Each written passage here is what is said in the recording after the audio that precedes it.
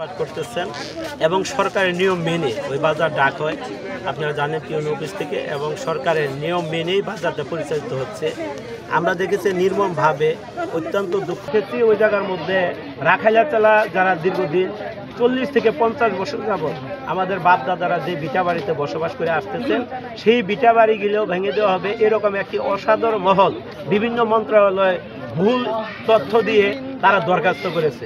তাই আমরা আপনাদের মাধ্যমে জানাইতে চাই বন কর্মকর্তা এবং মাননীয় বন উপদেষ্টার কাছে যে রাখাইয়াচালা যারা দীর্ঘ 45 থেকে 50 বছর যাবৎ বসবাস করতেছে তারা সরকারের নিয়ম কারণ মেনেই বসবাস করতেছে।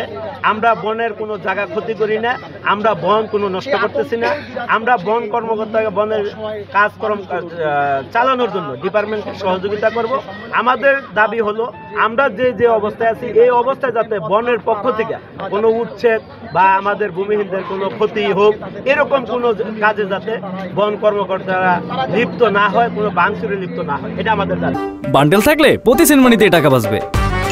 বিকাশ সেনমানি বান্ডেল কিনে জিতুন প্রতি লেনদেনে। সরকার পালতে পারে, তাহলে আমাদের ভূমিহীন যাদের জায়গা জমি নাই কিছু নাই তারা এই দেশের ভোটার, এই দেশের নাগরিক, তাহলে আমরা কেন থাকতে পারবো না? এটা হলো আমাদের দাবি।